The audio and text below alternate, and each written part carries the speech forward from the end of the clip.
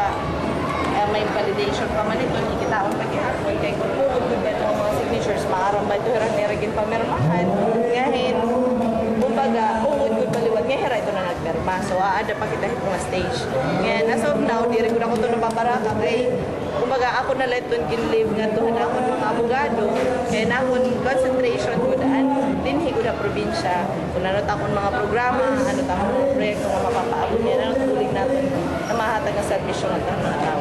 May plano ka ba sa remotion for shocking the work or even TRO? Just in case? In papaadman ko pa ito niya na actually in leave ko na talaga ito na akong lawyer kay para kahira magulan mas maaram ito kaya ako luwat legally din at ako sugad ka knowledgeable ito sugad ito nga kaso so in ako na ito in hatag ka era ano't era desisyon siya Do you consider sa balanse makain in yung pagbinayan ng motion for you?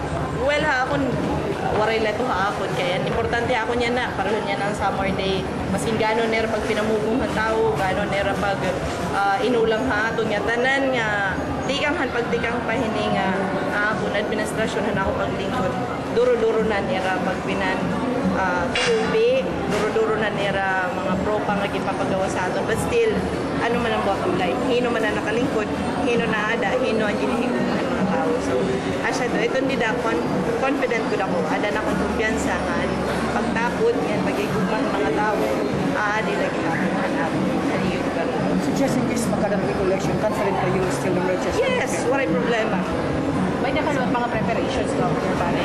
as of now waray ko na kung masisiring nga preparation kasi everyday i-consider ko ito nga may nagod ako katungdanan nga may nalot kita obligasyon ng mga tao so everyday kumbaga ada ko niya nahatag kita sa servisyo so bottom line kini at pagkaya naman lahi no nakakahatag kini isang mga servisyo kung asya kumbaga siring pa kung inot na mabuli kita mga tao likewise na muli Andiyan kami sa nagawa. iskin ano ako na sa Ano yung mga pinakatao ako sa Marines? anak ko nila ni mga katalan ng mga lupyo anak ko nila magkukurog kita kay at pag araw-aragway pagka-probingkil di may tumakabuling aton ginsisering permanente kita nagulian pag-uswag pag-develop naton probinsya han kaupay naton probinsya pero kung kita mismo diri kita nasuporta ito diri kita nabulig waray kita pitad nga ginihimo para hiton nga pag-uswagan naton probinsya waray gud gihapon kita mahimo labi na gud kun magkikinontrahon kita kun hinon ada nga nakalingkod kay ako ini nga posisyon nga aton yung kakaptan temporary line nga niya aton dira ko nasiring ako nataan hidinhi forever na kita nga ada nila so everyday ginihimo na ako para gihapon kabalos gihapon kita mga tao nga nagsuporta luwat nga diha aton so ito ngayon makikitan man natin nga waray ako luwat kumpiyansado ako nga waray manggudluwat ako mga vested interest para hini nga posisyon utang kita hini imbutos ako hin almost 40,000 and ni Vice Governor Jimboy imbutos hin lamang anakon lamang 40,000 and kan Vice Gov Jimboy naglamang iya almost 30,000 kan Congresswoman Mila almost 20,000 so ano pa man ito siguro magkita na kung sufficient na ito maging pakita nga ang kumpiyansa ang paghigog mga suportahan mga tao ang mga samaron aadi May mga pangontrang politika. unta butlawon na kamo pag pinakiaway hamon May update ba kitahan na kaso ni disqualification case ni Congresswoman kay bagawari man niya kikita ayan ang mga summer day activities. Actually, di hawa summer kaya namon sabot hiyan ha barangay kay since di rin magud pero permanente nakakauli ako na lang kuanan mga activities didi kay para kay bahin duha kami madrain until whole day magud ning affair so hiyan na adi nang inaduluwat ang barangay kakulop nagmeeting kami kay damulot at interesado nga kumali ang saringanin ni Rama ang ibalot nga grupo ang ibang partido interesado kumali so nasa ako open ang summer day para pagkanhiniyo pag-participate niyo kay diri la ini summer day han usa ka partido summer day han usa ka grupo kundi summer day ini han nga tanan But have we sent invitations to the first district board members para mag-attend niya ng aton talaga waray gud kita hini invitation nga formal gipanawagan na iton pero but then may before pa initial pa hini nga pag start pala ni summer day may da nakita calendar of activities nga gipadarahayra so So ito nga activity siguro naman maaram hera nga may dagud kita hini sugad hini nga mga aktibidades and every year ni nato nga ginihimo. So sayo dit hera ngayon gipanawagan liwat dit hera personal. So kumbaga may dana ako layas so nga alayon pagkatuha hera but then anira man lagi si Siring I want to mention names nala kun hera hino ito nga mga board members anira man lagi si Siring nga nahadlok daw hera pagkadi kay bahin kun hera kamatayon.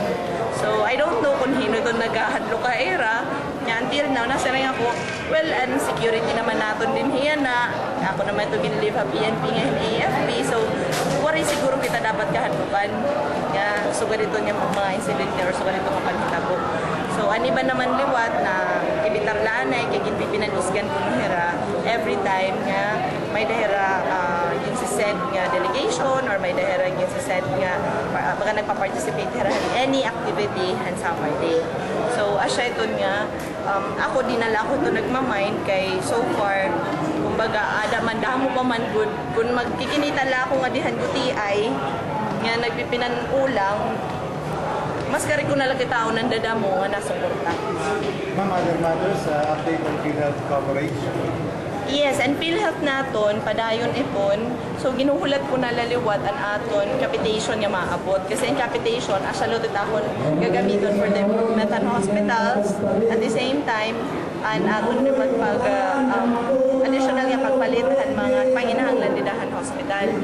And aton PhilHealth coverage yan na nag-abot naman gud kita mga 65,000. Oo. Kaya siya maguna nato target 65,000 families. Hopefully next year aton luwat ito i-renew. Kasi anak ko niyan yung takaroy kung ta every 3 years nala para di rin na sige renew.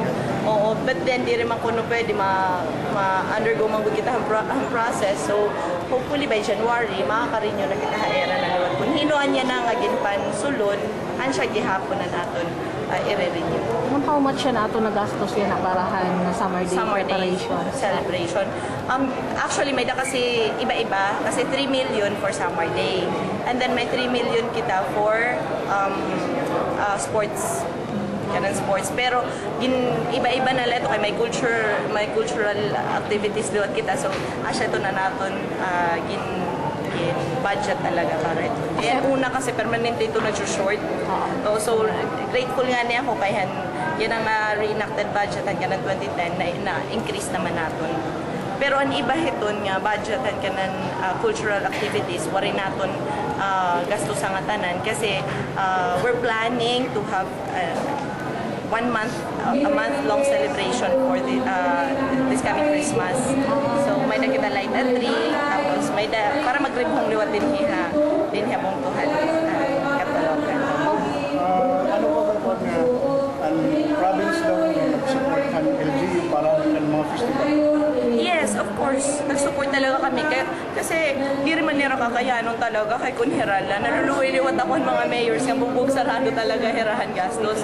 So we have this, parang naghatag kami in assistance sa era, 30,000. Nga tanan nga munisipyo nga nag-participate. Oo. So, ato nito kintagan herahin assistance. Maram nga niya ako, di rin nga nito sufficiente. Kay guti ay lati kay ang pamasahe and practice pala nira, food pala nira kulang na guniton. So, kumbaga na ako nalaliwat din, kita ko laliwat ang budget. Since dadamo man ko na nato activities, di kang pahan August 1. So, nasa yung ako asya this month lang amon kaya nga i-extend. So, asya ito niya na grateful ako itong mga munisipyo kay I know ang mga mayors liwat nga hiniton ng mga nagpaluyo kundi rin man ang mayor and mga leaders nga nagpaluyo ito nga mag-participate naton festivals. I know nga personally nag-shell out hera para ito niya may move sa ito nga aton activities. Ang assessment mo niya na nga nahinabo nga summer day, naka-ating ka ba imo tema kumbaga nga? Yes. Asya ko talaga. Nalilipay talaga ako yan na naging successful na natin summer day celebration. Less and baga saring pasaramo, baga suganiton, mas organized kita yan na unlike last year. So hopefully kung ano man asya itong saring ko kanina lang ang interview nga kung ano man ang kakulangan niya na nga year, hopefully next year mas ma-improve pa natin. Ma'am, may usakit na nga controversy yan na baga gimbabati nato ninyo kat madogan partihin nga pagpader daw kunuhan aton Well, ano paano ba ang aton Ito nga pagpader, number one, ang reason kay ano nagpader kita, kay tungod niya, permanente. Kung mapapansin niyo, una puno kita lights din ang ato ni Melda Park. Nga tanan niya na waray na itong lights. Kay ginpapan ha, ginpapan ngawat. Ikaduha, mas kinang-sped center nga aton ginayad, ginpa-landscape ito naton. Awat tayo.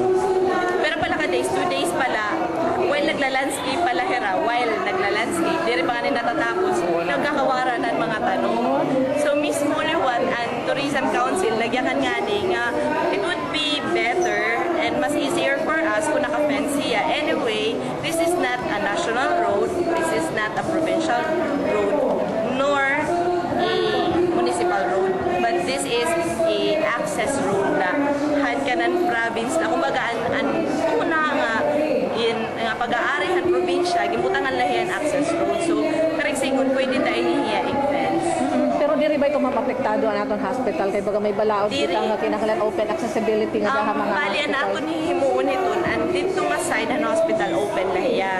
And ini din nga aton pag i-fence may gate nga open laliwat hiya. Kaya naton karuyag la an in and out, an entrance nga exit han mga tawo.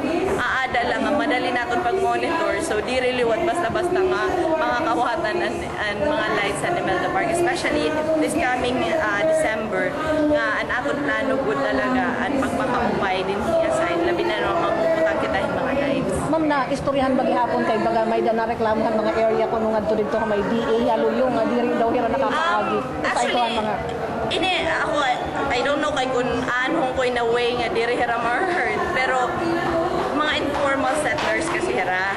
So kung tutusin, waray hira karapatan magreklamo kasi pwede pa nga ni hira paiwason ng probinsya.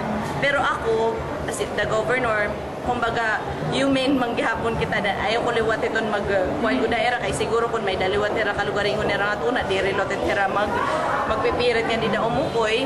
But then kung tutusin, legally, anytime pwede hira paiwason. Pero we will be providing ano kumbaga hanira May liwat nahira pag-agi. agahan. Anira kasi karuyan, mag-shortcut hira di diha DA.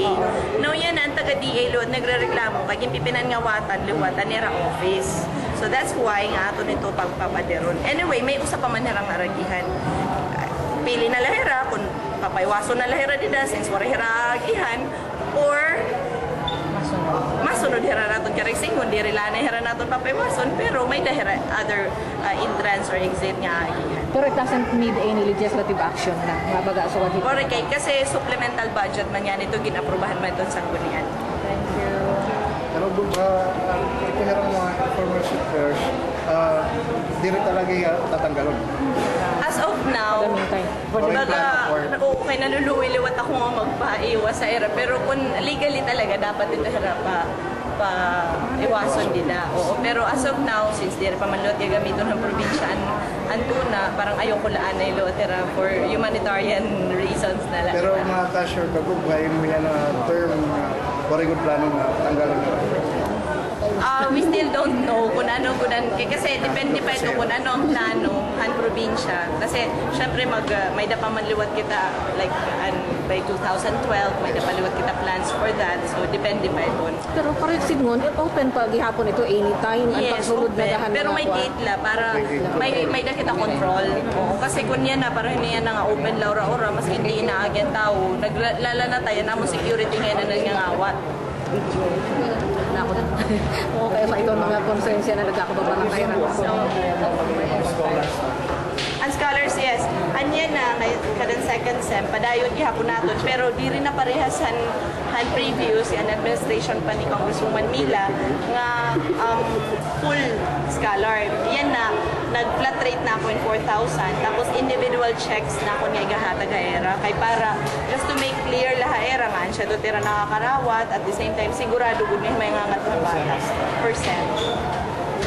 Okay. No more questions. No more questions.